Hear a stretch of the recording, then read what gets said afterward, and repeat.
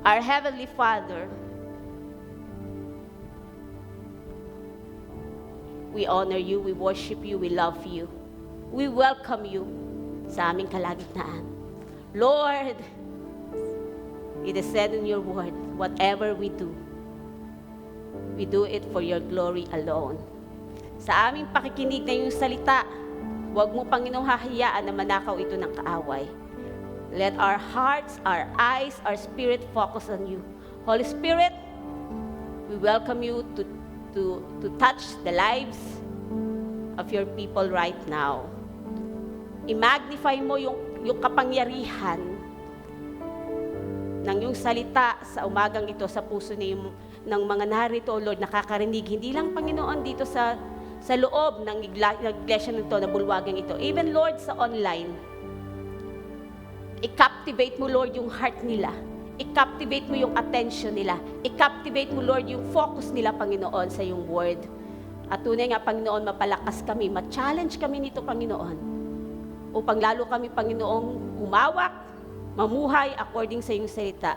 In Jesus' name, amen. Let's give God the best clap offering. Can you change this one to dun sa bago? Para mas maganda yung isa. Okay, pass it on. Sabi nyo nga, pass it on. Ipasa mo. Sabi mo. Ulit, ipasa mo. Para nyo kinausap sarili mo. Kausapin mo yung katabi mo. Ipasa mo. Opo, dapat may pagpapasahan ka. Pass it on. Ipasa mo. Amen po ba?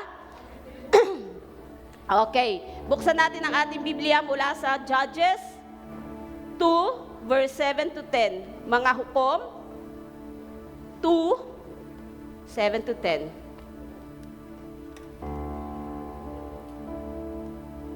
So, sa mga nagdi-devotion na kay Samuel na po tayo. Tama po ba? 1 Samuel. So, ito po ay maiksi din lang yung hukom, then Ruth. So, doon tayo sa Judges 2, verse 7 to 10. Nandun na po? Si Josue ay namatay sa edad na 110 at inilibing siya sa Timnath Heres, isang lugar na sakop ng kanyang lupain sa kaburulan ng Ephraim sa gawing hilaga ng bundok Gaas. Namatay rin ang buong salinlahing kasabayan ni Josue. Naglingkod ng tapat kay Yahweh ang mga Israelita habang nabubuhay si Josue at ang mga pinunong nakasaksi sa mga kahanga-hangang bagay na ginawa ni Yahweh para sa Israel. Subalit ang sumunod na salinlahi ay nakalimot kay Yahweh at sa lahat ng ginawa niya para sa Israel. Amen. Naintindihan po ba natin yung mensahe?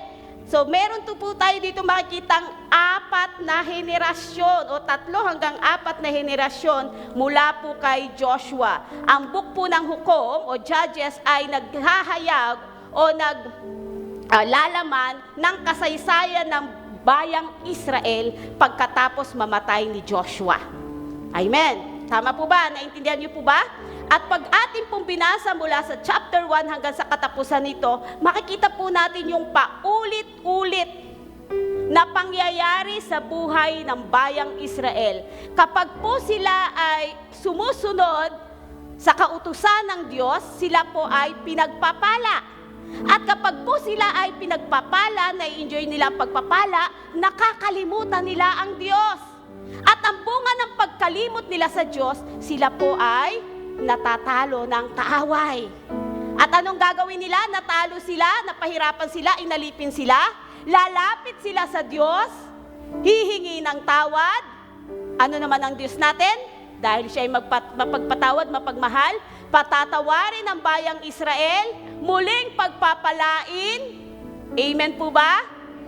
At pag pinagpala, in-enjoy na naman ng bayang Israel ang pagpapala, makakalimutan na naman nila si Yahweh.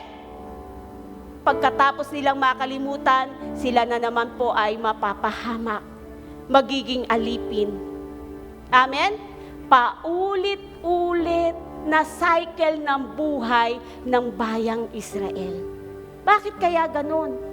Bakit naging ganon ang katayuan ng bayang Israel? Paulit-ulit sila sa pagkakasala sa Diyos. So, sabi dyan, kung ating pong babalikan yung Joshua 24 verse 31, bago po bumalik o bago po mamatay si Joshua, tinipon niya po ang bayang Israel, lalo na ang mga leaders at elders. Sabi diyan, the children of Israel served the Lord in the days of Joshua, according sa verse 7. Naglingkod ng tapat kay Yahweh ang mga Israel habang nabubuhay si Josue at ang mga pinunong nakasaksi sa mga kahangahangang bagay na ginawa ni Yahweh para sa Israel. They serve. And if you will open Joshua 24:31, ang sabi diyan, naglingkod kay Yahweh ang sambayan ng Israel habang nabubuhay si Josue.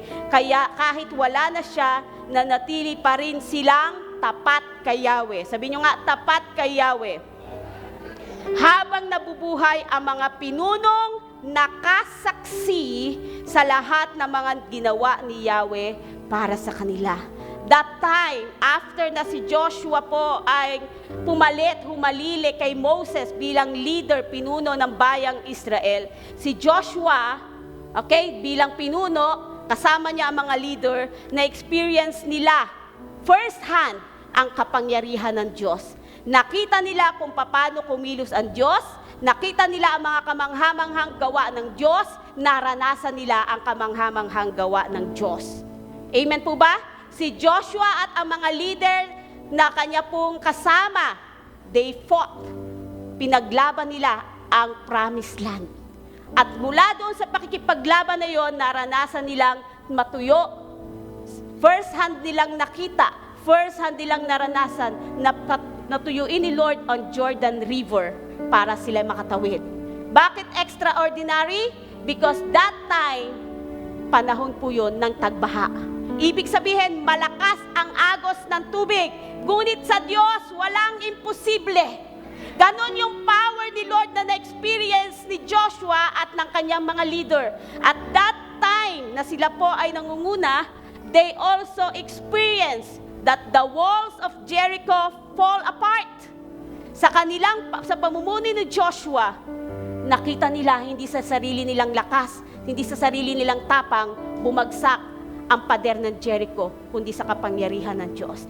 First hand, they saw, they experienced. Hallelujah. Amen po ba? They also saw the sun stand still for a day. Sa panguna ni Joshua, habang siya'y nakikipaglaban, hiningi niya sa Diyos, tumigil ang araw upang hindi dumating ang gabi hanggat hindi niya natatalo ang mga kalaban. Isang lingkod ng Diyos ang humiling, ibinigay ng Diyos. Amen? Amen? Nakita nila yon, naranasan nila yon. First-hand experience, and they saw all the enemies subdued before them. That generation, the generation of Joshua, experienced the power of God. That generation of Joshua were forced to trust in the Lord kasi wala silang magagawa sa sarili nilang kakayahan o lakas. Say amen to that. Amen?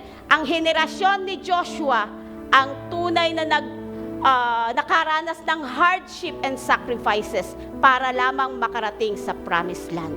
Ang generation ni Joshua ang naka-experience ng faithfulness ni Lord in every circumstances. Ang generation ni Joshua ang nakaranas ng power ni Lord to conquer the land. Nabasa niyo po ba yun sa inyong Biblia?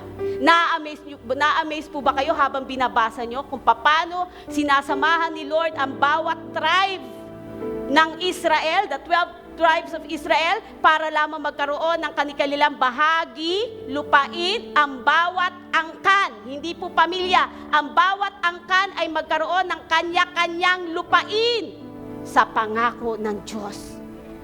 Yun po ang first generation, the generation that experienced the power of God. Amen? Nabasa niyo po ba yun sa Judges 2? But there come a time, the next generation reap the benefits of their sacrifices and the hard-fought battles of their fathers. The next generation, sino yung generation na yun? Sila yung mga bata pa. Sila yung mga sanggol. Siguro sila yung mga bata na tumatakbo habang yung tatay nila, yung mga military o anumang trabaho nila, kasama ni Joshua na nakikipaglaban. They were the second generation dahil napagtagumpayan na ni Joshua at ng kanyang mga leaders ang kanilang mga kaaway at naibigay na yung promised land. Etong next generation, ini-enjoy ang blessings ni Lord. Say amen. Tama po ba? Ito yung mga kabataan kasama ng pamilya during that season. Hindi man sila, ang nakipaglaban, pero alam nila, yung magulang nila, yung tatay nila, uuwi. Malalaman nila, mababalitaan nila, nagtagumpay sa laban. At dahil may dalang plunder, may mga dalang mga biyaya, pagpapala, tama po ba? This generation heard, nakarinig ng istorya, nakarinig kung paano nagtagumpay ang bayan ng Diyos. This generation saw yung pile of stones, yung tambak-tambak na bato doon sa Jordan River, at narinig nila yung kwento bakit may mga bato na nakapile, nakatambak, para saan yun. This generation saw also, nakita din nila yung pagbagsak ng walls of Jericho. That generation, that second generation, grew up in prosperity. Sila yung henerasyon na umani ng lahat ng paghihirap at sakripisyo ng kanilang mga magulang. Sino mga anak dito, kung ano ka ngayon, yan ay bunga ng sakripisyo ng iyong mga magulang. Say amen. Hindi ka naging kanyang instant. Merong nagsakripisyo para sa iyo. May nakipaglaban para sa kinabukasan mo. You are the second generation. Kung nai-enjoy mo ang blessings, you should be grateful to thank those people behind your success. Amen po ba? Pasalamatan mo ang mga tao naging dahilan para ka makarating dyan, para mo maranasan ang pagpapalang yan. Joshua 24 verse 13, open your Bible, ang sabi dyan, binigyan ko kayo ng lupaing hindi nyo pinungkal. Pinatira ko kayo sa mga lungsod na hindi kayo ang nagtayo. Kumakain kayo ngayon ng ubas at ulibo na galing sa mga punong hindi kayo ang nagtanim. Sino? Kanino galing? All by His grace. Lahat ay dahil sa biyaya, pabor, pagpapala ng Diyos para sa iyo. Amen po ba? And as the prosperity continued, nagpapatuloy ang kasaganaan, ang biyaya at pagpapala ng Panginoon. Bakit? Dahil pangako yun ng Diyos sa kanilang mga ninuno. Pangako yun na ni Yahweh kay Abraham. Pangako yun ni Yahweh kay Isaac. Pangako yun ni Yahweh kay Jacob. Pangako yun ni Yahweh sa bayang Israel. Kaya kahit na may katigasan ng ulo, tumutupad pa rin ang Diyos sa pangako. Dahil ang Diyos ay hindi nagbabago sa kanyang mga pangako. Say amen to that. Amen po ba? Naiintindihan niyo po ba? Because of that experience of prosperity, they had not learned to trust in the Lord. Sa sobrang kasaganaan, hindi in-establish sa pagtitiwala ang generation na ito. Because the generation of Joshua were so busy fighting for battles, fighting for the promised land. Naging busy sa mga ginagawa para itaguyod ang pamilya. Nakalimutan ipasa ang lahat ng turo, lahat ng bagay na kabutihan ng Diyos. Nakalimutang ibaba, ibigay. We cannot sisihin because that time, yun ang labanan. Focus sila to conquer the land. They were so busy working. They were so busy fighting. They were so busy fighting, conquering the land. They forgot to pass it on. Nakalimutan nilang ipasa sa kanilang mga anak. Pero tingnan natin, alam ng Diyos na pwede yang mangyari. Alam ng Diyos, una pa lang, pwedeng mangyaring makalimot ang bawat isa sa kanyang mga ginawa. Deuteronomy 6, verse 4. Open your Bible, Deuteronomy 6.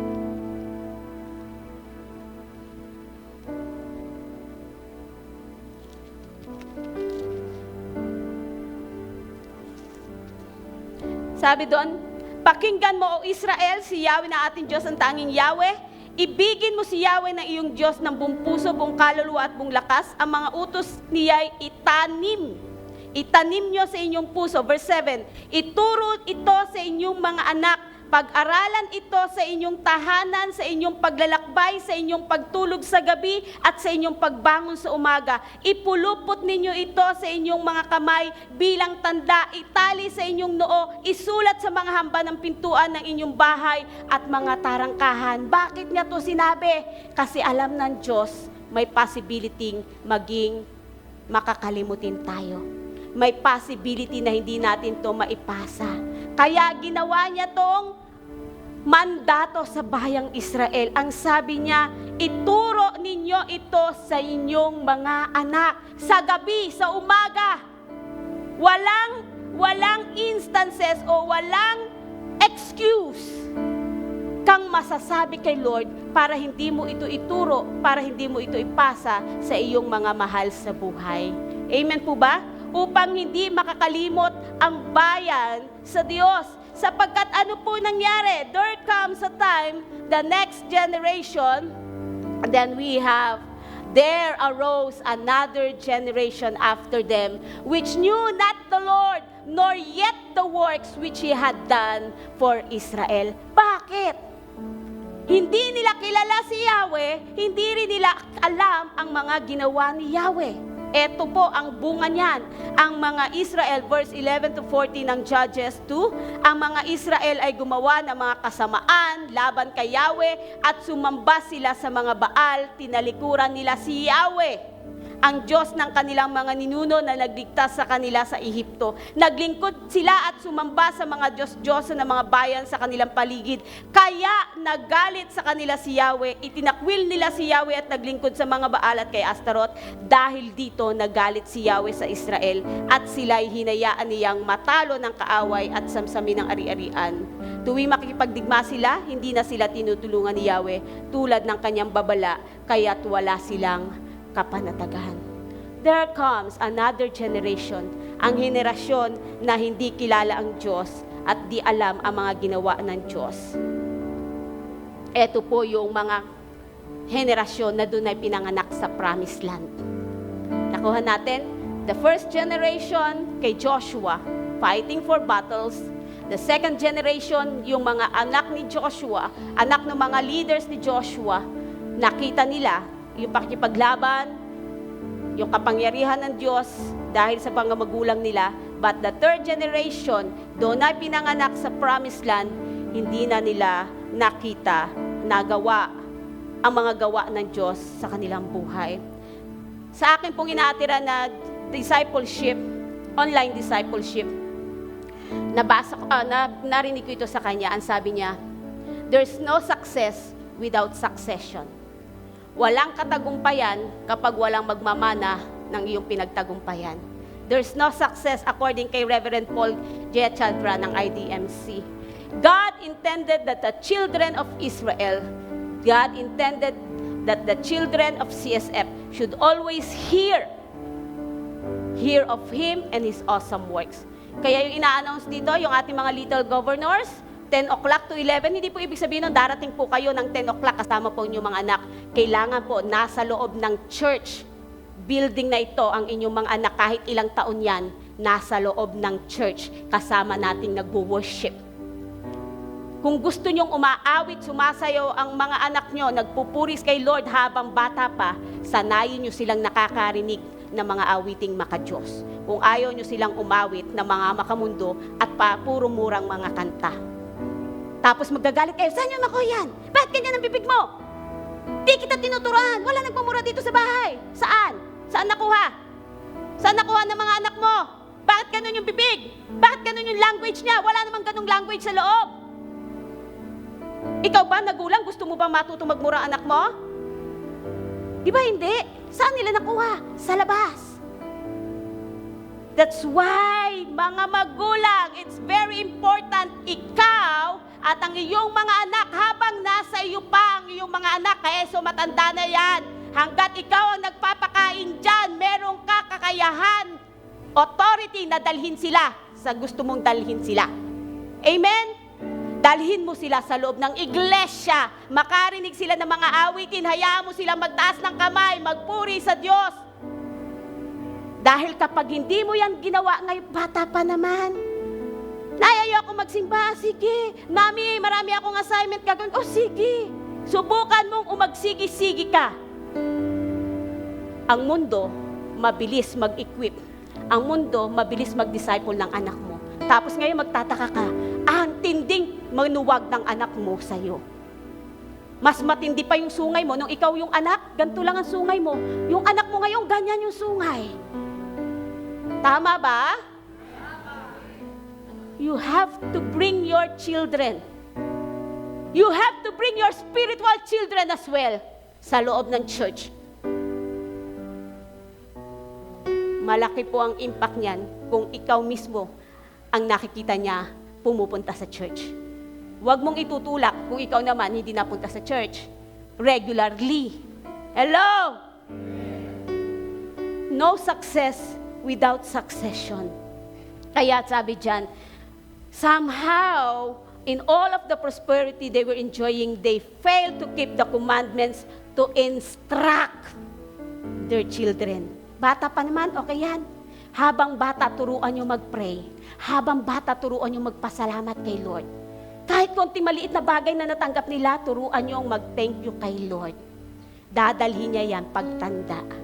Hindi yan mareklamo.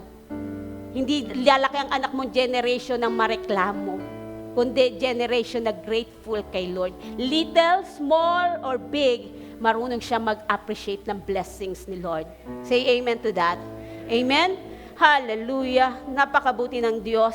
Ayon niyo, kung hindi po tayo kikilos at gagawa sa ngayon sa araw na ito, sa pagkakataong ito, habang naririnig niyo ang salita ng Diyos, nag-a-arise na sa heart niyo kung ano yung dapat niyong gawin sa inyong pamilya. Alam niyo, nakakalungkot. Kahit ang mga textbook ngayon, kasi sa school, nagdadatingan na yung mga publisher na nagpapa-evaluate ng kanilang books. Nakakalungkot. Iba na po ang history ng Pilipinas.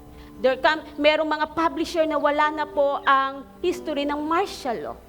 Wala na po ang essence ng people power na tinatanggal na po yun. Ikaw na magulang, bakit gano'n na lang walang sense of yung pagmamahal sa bayan ng ating mga anak?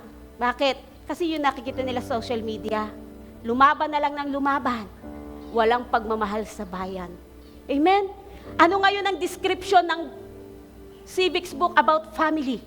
Nakakalungkot. Nakakalungkot that family. Ano po ba bumubuo sa family? Sa ibang book, iba na po ang kahulugan ng family. Kung hindi ka tatayo at i-train, i-instruct ang iyong mga anak, kung ayan ang babasahin niyang book, yan po ang kanyang ma-adapt, yan po ang kanyang kukuning paniniwala. Amen? So we have to train them. Unti-unti na yung nalalaman ng mga kabataan na totoo. So we have to teach our children because what one generation neglects, the next generation will reject. Everybody, let's read again.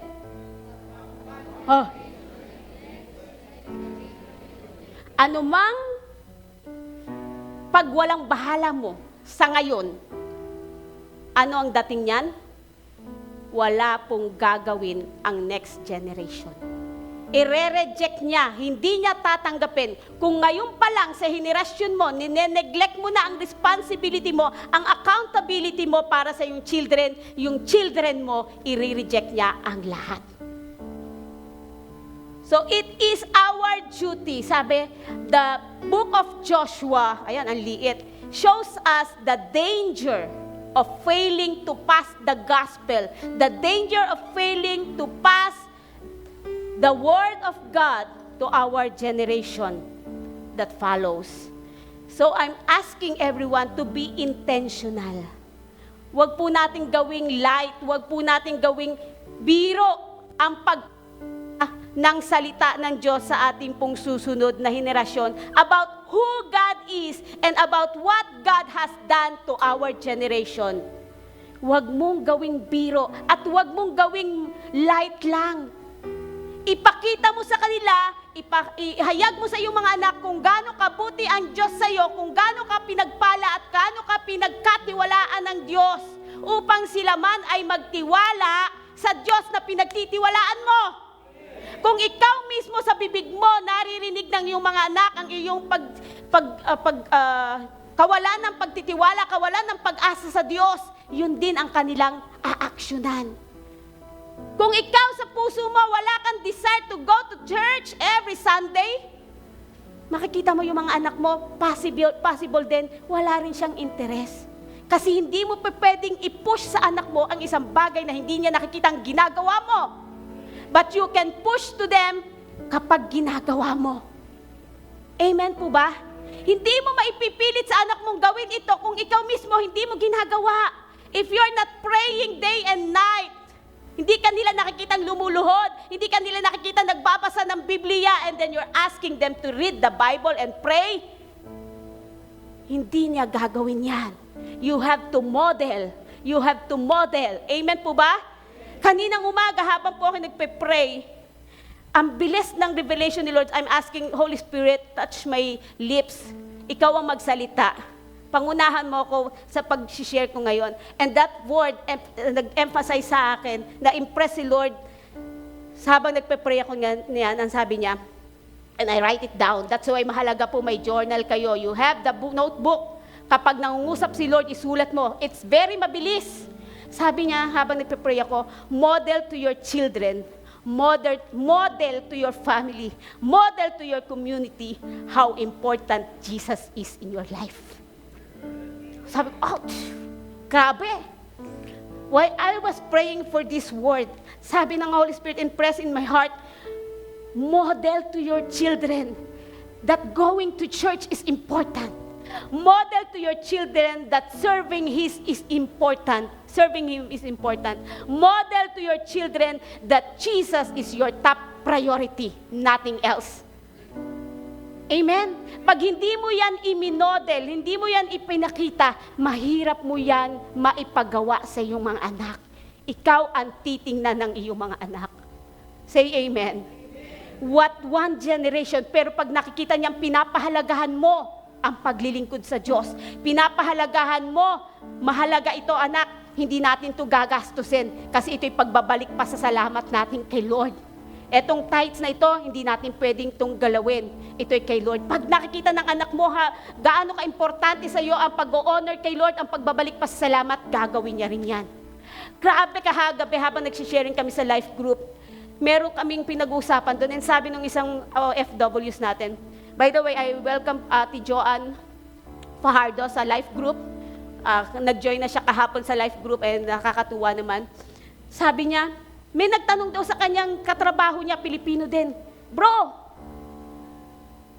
saan mo dinadala ang pera mo? Sabi niya, pinapadala ko para sa panggastos ng anak ko. Ng mga anak ko. Ang sweldo ko para sa mga anak ko. Para sa magulang ko. Kahit may pamilya na siya, nagpapibigay pa siya sa magulang niya. Of course, hindi mo yung responsibilidad, pero may pagmamahal ka sa magulang mo. Amen? Nakikita mo nung naghihirap, ikaw may kakayahan, hindi mo ba bibigyan? Kaya mga katwi-katwiran, huwag kayong basta-basta kukuha ng, hindi ko responsibilidad ang mga magulang ko. Yon ang mga anak na hindi grateful sa ginawa ng mga magulang. Pag grateful ka, lahat ibibigay mo mabuti para sa magulang mo. Amen? Ay, naku Lord. Sabi niya, and pinagpapadala ko sa church. Ba't ka nagpapadala sa church? Pinaghirapan mo ng isang buwan, napagpapadala mo sa church, sabi niya. Ang pagpapadala, hindi nyo naunawaan, pero kapag nagpapadala kami sa church, yung kasi ang pagpapasalamat namin sa Diyos. Ay, grabe, no? Yung kasi, Tayo nandito, literal nyo naaani, literal nyo nakukuha, na-absorb yung mga mensahe, nakikita nyo yung mga pagpapagal ng mga manggagawa, and then you offer, you give your tithes. Eto mga OFWs, mine-mentor natin, nasishare ng gospel tuwing Sabado. Ngayon, nandito sila sa online. Pag challenge ko sila about giving, grabe. Habang nag-aaral ako kahapon, nag-chat ako sa kanila sa OFWs. Kasi ang ating pong Coronadal City ay sumabog po yung kanilang kinakabitang hindi naman Meralco, Batelec siguro, ganun, di ba, sa probinsya. O pagpalagay natin Meralco, sumabog. So, yung kanila pong kinakabitan, alam nyo na mauso sa probinsya, walang Meralco, nakikikabit lang. Ayaw na silang pakabitin. So, dalawang linggo na nawala ng kuryente po ang ating CSF Coronadal. But still, they worship and serve the Lord. Dinaanan pa sila ng ipo-ipo. Patotoo yan ni Pastora Jo last Tuesday sa online. Dinaanan ng ipo-ipo, hallelujah. Gawa sa light materials po ang ating church, pero hindi po nasira. Wala lang kuryente. Palakpakan natin si Lord. And I challenge sa ating po mga OFWs. Alam niyo, sabi ng isa, nag-usap kami mag-asawa, Mami, magsusupport kami para sa Coronadal City. Pareha sila ng iniisip. Sabi niya, sasabihin ko pa lang, pero nung sasabihin ko sa asawa ko, sabi niya, magsusupport kami sa Coronadal City about dun sa Meralco. Kailangan nila ng 10,000 para makakabitan ng Meralco. Kanina, may nagpadala, alam niyo, isang nakapagpataba sa akin ng puso, yung kapatiran niyo sa pananampalataya, nag-undergo ng chemotherapy. May breast cancer. Pero pag nakita niyo kung paano mag-support sa ministry, hahanga kayo. Bakit? Na-experience nila firsthand kung gaano kabuti ang Diyos. Amen? And they want to be part of this mission, part of this church. Kinikilala na nila that CSF, kahit malayo sila, this is their family. How about you? Is this your family? Then, sundan nyo yung sinabi ni Kuya Andrew, kung ito ang pamilya ng Diyos, kayo mismo ang susuporta sa lahat ng ginagawa ng gawain ito. Kasi tayo ang pamilya. Amen po ba? And then, nakaka-amaze talaga yung pagkilos ng Panginoon sa buhay nila. At ako mismo, habang nagsishare sa kanila, na-challenge, napapalakas na magpatuloy. Ang paglilingkod ay hindi madali. Pag sunod-sunod ang balita sa'yo negatibo, pag sunod-sunod ang mga pangailangan ng church, na kami pag-asawa po ay nangihina. Kami man mismo ay sinasabi namin, Lord, kailan yung blessings? Gusto namin pagpalain din, Lord, ng mga gawain, pero kami man ay may pangangailangan. Pero kapag naririnig mo yung mga patotoo ng ganitong generation, malakas ang pananampalataya sa Diyos at katuwang mo sa ministry, magpapatuloy ka. Amen po ba? Magpapatuloy ka. So what one generation neglects, the next generation will reject. But this generation, our generation, will never neglect. Amen? Will never neglect ang mission, ang mandato ng ating Panginoon. Hallelujah. Hindi po ako galit, ha? So be intentional to pass the good news. Next one. So paano po? Paano natin, how to pass it on? Paano ba ipasa? Ano ang dapat nating gawin? Apostle Paul in 2 Timothy 2:2, meron po siyang itinuro po dyan. Okay, and the book of Timothy, sa book ng Timothy, chapter 1 and chapter 1, 1 Timothy and 2 Timothy, si Timothy ay espiritual na anak ni Pablo. Wala pong asawa at mga anak si Pablo. Single po siya. Pero ang dami niyang anak sa pananampalataya. At isa dyan si Timothy. So, sa book ng Timothy, there are 4 commands na ibinigay ni Paul kay Timothy. And now, I am passing it on to all our spiritual sons and daughters. Ako mismo, si Bishop, ay nagpapasa nito sa inyo bilang aming mga spiritual na anak. Say amen? Kasi kapag hindi natin to ipinasa, mapuputol ang ginagawa ng Diyos sa church na to. Yes, nakikita natin, nagsasucess, patuloy nagsuccess. Paano pag wala na tayo? There's no success without succession. kailangan may susunod na po sa atin. Mas higit pa ang paggamit ng Diyos sa kanila kumpara sa atin. Okay lang yan. Kung mas magaling ang ating anak mag-preach, kung mas magaling ang ating mga anak maglingkod, okay yan. Ibig sabihin, maganda ang pagpapalaki mo at pagpapasa mo ng paglilingkod sa Diyos. Amen po ba? Hindi yung kompetisyon. Kung may lumabas dito na manggagawag mula dito sa aming mga spiritual sons na mas magaling sa amin, mas matalino, mas anointed, Lord, salamat. Kasi pwede kami magpahinga dahil mayroon ka nang ni-raise up na hindi mapapahamak ang CSF Church. Hindi siya threat. Hindi threat na may lumabas na very anointed na lingkod ng Diyos. Dapat ipagpasalamat mo na anointed son and daughter sila. Amen po ba? So sabi dyan the first command ni Paul kay Timothy is, number 1, guard the truth. Bantayan mo. Lahat tayo na nakipag-isa kay Kristo, alam ang katotohanan. So what we should do, guard it. Bantayan mo ang katotohanan. 2 Timothy 1-14, through the power of the Holy Spirit who lives within us, carefully guard the precious truth that has been entrusted to you. Pinagkatiwalaan ka nitong matinding katotohanan, anong dapat mong gawin? Ingatan mo. For some, nakakalungkot, for some, even sa Pilipinas, for some, Jesus is some of the gods na pwede nilang tawagan. But for us, Jesus is the one true God. Amen? For some, may iba pang pwedeng lapitan para makapunta sa langit at para matanggap ang kaligtasan. But for us, the truth, He is the only way, the truth, and the life. Guard the truth in your heart. Amen? Bantayan mo na hindi yan ma-stain, mamantsahan ng ibang katuruan. Bantayan mo sa puso mo na hindi ka magduda sa katotohanang inilagay dyan sa puso mo. Guard the truth.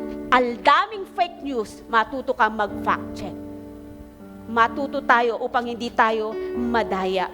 Next one, commit to others. After mong mabantayan, you make sure you pass it on. You commit to others. Huwag mong sarilinin ang katotohanang nalaman mo. Ibahagi mo sa pamilya mo. Ibahagi mo sa mga taong mapagkakatiwalaan. At yung mga mapagkakatiwalaan yan, ibabahagi sa iba. 2 Timothy 2:2 ang sabi dyan, and the things that you have heard from me among many witnesses, commit this to faithful men who will be able to teach others also. Si Moses is the first generation na experience niya makita face to face si God. Second generation si Joshua, and then they have the elders or leaders, and the fourth generation yung kanilang mga anak. Dito sa ating pong binasa about commit to others, there are 4 generations. Si Paul bilang spiritual na magulang, si Timothy bilang spiritual na anak. Sabi ni Paul, commit, ibahagi mo, ipasa mo, ituro mo, kanino? To the faithful witnesses. Tama po ba? To the faithful men, sa mga tapat na mga susunod sa salita ko. And that faithful men will also teach others. So there are 4 generations as well. Kung may fourth generation sa old, merong 4th generation sa new. Amen? Naiintindihan po natin? Huwag lang manatili sa'yo yung katotohanan. Make sure na naipasa mo, naituro mo, naimodel mo. Number 3, continue in the truth. Sabi, guard, commit, continue in the truth. 2 Timothy 3:14, but you must continue in the things which you have learned and been assured of, knowing from whom you have learned. Treasure. I-treasure mo sa puso mo. Mahalaga yan. Kung mahalaga yan, i-treasure mo. Okay? I-treasure mo. Lakaran mo. Amen po ba? You know, truth hurts. Truth hurts. Truth offends most of the time. but truth sets us free. Pag hindi mo narinig ang katotohanan, hindi ka mababago. Hindi ka makaka-breakthrough. There's no breakthrough. Yes, nakakasakit. Truth hurts and truth offends, but truth set us free. So number 4, preach and teach the truth. Preaching is not here in the pulpit alone. Pwede kang nag-preach o nag-teach sa isang tao. Now, yung first generation, gusto ko maintindihan nyo, ang first generation na tinutukoy natin dito is not by age. The first generation na ini-emphasize sa akin ni Lord while having this prayer, the first generation in the family, nakakilala sa Kanya. You will be the first generation. Ikaw ngayon ang may responsibility and accountability para sa iyong loved ones. Kung ang magulang mo ay hindi pa nakakilala at ikaw nakakilala, you will be the first generation. Kahit na ikaw ang bata. Ang nanay mo na mapapakilala mo sa Panginoon, siya yung magiging second generation. I am a second generation sa aming family. Ang nanay ko ang nag-stand sa truth, nanatili sa truth kahit na galit ang tatay ko. Sinunog niya pang Biblia ng nanay ko dahil tuwing gabi nagba-Bible study ang nanay ko, umalis ng bahay sa probinsya sa Batangas. Ang nanay ko, hiniwalayan pa nga yan, tay. Hiniwalayan pa nga ng tatay ko, nanay ko. Dahil sa kakulitan ng nanay ko sa pagiging born again. Kala mo napakapogi ng tatay ko, no? Yung first generation faith ng nanay ko, naipasa niya. I thank the Lord. Napasahan ako. And I make sure na hindi ako mananatili sa second generation. Kayong nandito, huwag kayong manatili kung anong generation yan. You make sure you go to the first generation. I am now the first generation of my family. Ano ang first generation? The first generation is someone who see the works of the Lord, someone who experience the works of the Lord. Ayoko ng second hand, ayoko ng kwento lang. Gusto ko ako mismo nakaranas na kapangyarihan ng miracle ni Lord. Then I am the first generation. And my responsibility is to pass it on. What I have now, hindi ko aangkinin, hindi ko sasarilinin. I will continue in the truth. I will commit to others. I will preach, I will teach, I will pass it on. Kahit pagod, magtuturo, mangangaral, ibabahagi. Nakikita ko, hindi ako mananatili sa edad ko. Of course, lahat naman tayo. Pero yung lakas, what I mean is the strength that I have now. Hindi ganon. Nababago. Meron ka nararamdaman masasakit na dyan. Diba? Sakit sa kasukasuhan, sakit sa ewan. Habang may lakas, masigla, maglingkod sa Panginoon. Preach, teach the truth. Kasi masaktan yung anak ko. Mabuti nang masaktan para malaman ng katotohanan kaysa sa mapahamak dahil hindi mo sinabi ang katotohanan. Amen? Baka magtampo, baka maglayas, baka magrebelde. Pag pinakita mong mahina kang magulang, mahina kang Kristiyano, tatawa-tawa si kaaway sa'yo. Wala kang ginawa para iligtas ang buhay ng iyong mahal sa buhay. Tapos iiyak ka, saan na naihayag ko? Saan na na-preach ko? Nung may pagkakataon ka, hindi mo ginawa. Habang may pagkakataon ka, be the first generation. The first-hand experience of how good and how faithful is the Lord. Amen po ba? Sabi diyan, preach the word of God, be prepared whether the time is favorable or not. Patiently correct. May word naman, patiently. Matyaga kang mag-correct. Nakita mo naninigarilyo ang anak mo. Sabihan mo, hindi maganda yan, masama yan. Baka magtampo, baka maglayas. Pag hindi mo yang ginawa ngayon, mas matindi ang gagawin niya bukas. At responsibilidad mo yan bilang magulang. Ang buhay niya ay nasa iyo. Hanggat nasa iyo sila. Amen po ba? May kausap po ba ako? Nakikita mo, nagsisimula na siyang magbisyo. Yaman mo na. Kesa sa, hindi ako bigyan ng pera. Pag sweldo, baka hindi ako ambunan. pag sinaway ko. Kahit hindi ka ambunan, gawin mo ang marapat sa harapan ng Panginoon. Ang Diyos ang iyong source. Amen po ba? Huwag kang papayag na ikaw ang sinusuwag ng iyong mga anak. You are the first generation na nakakilala sa Panginoon. May mga magulang takot sa anak. Hindi nyo alam, habang natatakot kayo, ang kaaway tuwang-tuwa. Kasi ang susunod na henerasyon, wala ng pag-asa. Hello? Ang susunod na henerasyon ng CSF, wala ng pag-asa. Kasi nag-neglect ang loob. Nag-neglect ang henerasyong ito. Pero natatakot si Satanas. Natatakot siya sa future ng iglesyang ito. Dahil lahat tayo nag-stand, nagturo sa ating mga mahal sa buhay. Huwag kang manatiling nakikiayon sa takbo ng sanlibutan. Huwag ka ring pumayag na ang mga anak mo, ang pamilya mo, ay nakikiayon sa takbo ng sanlibutan. Kasi ang Diyos ay nagsasalita at nangungusap sa atin. Amen po ba? Truth doesn't change. Mind you, lagi ko yan sinasabi yan sa equipping at ngayon uli, binabanggitin ko sa inyo. Truth, ang narinig nyo sa aking salita ng Diyos ngayong umaga, ay walang magdudulot na pagbabago sa inyo. That truth doesn't change life, but truth applied changes life. Hanggat hindi mo hinakbangan, hanggat hindi mo ipinamuhay ang salita ng Diyos na narinig mo ngayon, wala yang bunga, wala yang may bibigay na mabuti para sa'yo. Truth at life. Basahin mo man ang buong Biblia. Kung hindi mo naman siya ipamumuhay, kung hindi mo naman susundin ang salita ng Diyos, wala. Kaya hindi lahat na pumapasok sa church, nababago ang buhay. Ang nababago ang buhay ay yung matapos niya marinig ang salita ng Diyos, hinakbangan, ipinamuhay. Amen po ba? Hinayaan ang banal na spirito na baguhin ang kanyang buhay.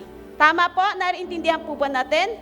Now, kasi most of the time, tayo po mga Kristiyano, nananatili po tayo dito sa stages of salvation. We have justification, sanctification, and glorification. Tatlo po yung stage ng pagkaligtas. Marami po nananatili lang sa justification. Salvation is free. Ito ay para sa lahat. Ginawa na ni Lord ang lahat para tayo ay maligtas. Wala ka nang dapat gawin. Yan ay sa justification lang. Huwag kang manatili sa justification kasi merong sanctification. Amen? The sanctification is the ongoing process. Habang nandito ka sa mundo, kailangan tayong nababago to become holy. Just as our God, our Lord is holy. Amen po ba? Yes, you are being declared righteous because of the Lord Jesus. Wala ka nang gagawin, save ka na. Pwede ka na manatili sa mga gawa mong masama, sa mga ginagawa mong hindi ka lugod-lugod sa harapan ng Panginoon because you are saved. Nandiyan ka lang sa justification. There is a consecration.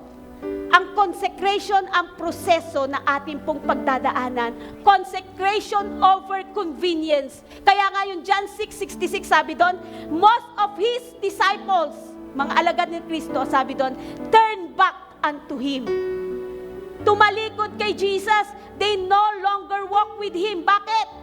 Kasi gusto nilang sumunod kay Jesus, nung nakikita nilang nagpapagaling si Jesus, gumagawa ng milagro, nagbubuhay ng patay. Pero nung pinapakain na sila ng meat, ayaw na nila. Matinding katuruan to. Hindi to totoo. They turned back to Jesus. Disciples na yun, ha? They turned back to Jesus. And what they did? They no longer walk with Jesus. Because being with Jesus sa sanctification and consecration, ayusan niya ng buhay. Sabi mo sa katabi mo, ang pagiging Kristiyano, ayusan ng buhay. Ulit, ang pagiging Kristiyano, ayusan ng buhay. Ayusan niya ng buhay. Kasi, pag sinabi mong Kristiyano ka, Wala yung pagkakaiba pag sinabi mong disciples ka ni Jesus. Wala po yung pagkakaiba. Yung Christian na lumabas yaan sa Acts, sa Antioch, ibig sabihin lang nung Christian, tinawag silang Christian because nakita nila yung identity ng mga taong ito katulad ng kay Kristo. Parang ikaw, taga-Tansa, naging Tansenyos. Pag taga-Rosario, naging Rosarian. Tama? Pagka taga kay Kristo, Kristiyano. Bakit? Meron kang identity, meron kang behavior na nakikita nilang naka-align kay Jesus. Kaya ka tatawagin Kristiyano kasi connected ka kay Christ. Amen po ba?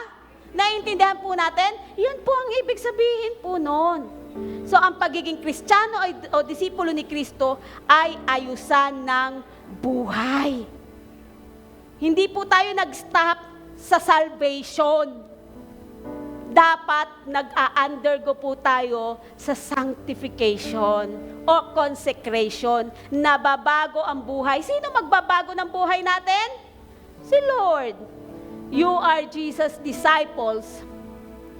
Okay, disciple making, hindi po yan yung series, programa ng church. Kalimitan, kaya ayaw magpa-disciple kasi akala nila kailangan may prosesong pagdadaanan, level 1, level 2, level 3. Hindi po. Ang disciple making, kahit ikaw, nakakilala sa Panginoon, alam mo ang paraan para maligtas yung kapwa mo, i-share mo.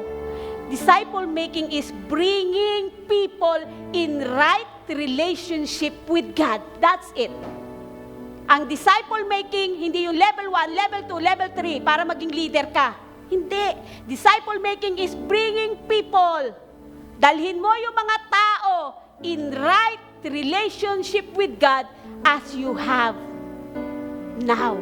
Kung anong meron kang relasyon sa Diyos, ibigay mo, i-offer mo, ipasa mo sa iba. That's disciple making. Wala pong mabigat na kahulugan ang disciple making. Amen? Did you get it? And then, you are Jesus' disciple. Proudly, walang kahihiyan, walang pagkahiya, imasasabi mo sa labas at loob ng bulwagang ito na ikaw ay alagad ni Kristo. You are born again. You are Christians. You are disciples. If we acknowledge Jesus as your Lord, you acknowledge Jesus as your Savior, you acknowledge Jesus as your Master, you acknowledge Jesus, that He is your teacher, your rabbi. You're learning from Jesus. Mouthpiece lang kami dito. Natututo kayo ngayong umaga through the power of the Holy Spirit.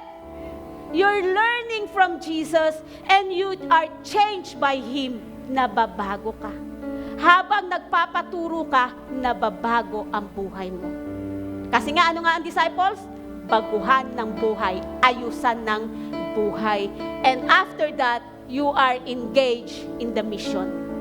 Imposibleng hindi ka sumali, hindi posibleng hindi ka malagyan ng mandato ni Lord, go and make disciples kapag ka ikaw po ay naglilingkod na sa Panginoon. That's why, CSF Church, we need to raise up a generation that fear God. Huwag kang titigil. Huwag kang magkikwit. Ang CSF Church, ang henerasyon natin ngayon is the generation that will raise up a generation ng may banal na pagkatakot sa Diyos. Do not delay. Amen? Sabi mo, do not delay. Government property. Hindi. Yan yung nababasa nyo sa sasakyan, di ba? Do not delay. Government work. But this time, do not delay. Pass it on. Sabi mo, tapikin mo yung balikat ng katabi mo. Ipasa mo. Meron iba, di ba? Pay it. Meron diyan yung ginawa, di ba? Pay it forward. Eto tayo, ipasa mo. Hindi ito sa edad, kundi sa ating pong puso na gustong maglingkod sa ating Panginoon. Engage in the Lord's mission. Sabi doon sa team ng youth camp, youth conference, it is a call of duty to everyone. Panawagan ito na dapat hakbangan ng bawat isa. Tama po ba? tayong lahat ay tumayo. Palakpakan natin ang ating Panginoon. Malakas na palakpak at pagpapasalamat sa Panginoon. Hallelujah. You know, isang verse na inimpresahan kanina din is the 1 Corinthians 3:6-9. Baka sa oras na ito, sa gawain ito, ikaw ay tagapagtanim. O maaring sa loob ng iglesyang ito, sa gawain ito, o yung mga nakakarinig sa atin sa online, ikaw ay tagapagdilig. Anumang pagkatawag, anumang calling ang inilagay ni Lord sa puso mo, ito po ang requirement. Makinig mabuti. Magpatuloy tayong maging tapat sa pagkatawag sa atin ng Diyos. Hindi man ikaw ang nagtanim, ngunit tinatawag ka ni Lord na diligan siya. Yang henerasyon na yan, tinatawag ka ni Lord na ikaw ang magdilig. Ako man ang nagtanim, ngunit nawala sa akin yung aking itinanim, iba ang nagdilig. Ang mahalaga, may isang Diyos na nagpapalago at nagpapatubo. Ang dalangin namin sa Panginoon sa umagang ito, lahat ng inyong narinig, patubuin ni Lord at palaguin ni Lord sa puso niyo. Ma-on fire kayo. Huwag niyo pong ipagwalang bahala ang mensahe ni Lord. If we want our generation to be blessed, it's time for us to respond, tumugon sa panawagan. Ito po ay panawagan ni Lord para sa bawat isa. Engage in the mission. Be the co-laborers. Be the co-workers in God's vineyard. Be carriers of God's mandate and pass it on. Ipasa mo, kapatid, ang mensaheng natanggap mo. Ipasa mo, kapatid, ang kabutihang naranasan mo. Ipasa mo, kapatid, ang katapatan ng Diyos sa iba. And this generation will continue to honor and glorify the Lord. Amen? Hallelujah. Let's give God the best clap offering. Hallelujah. Rapaya, second sanda.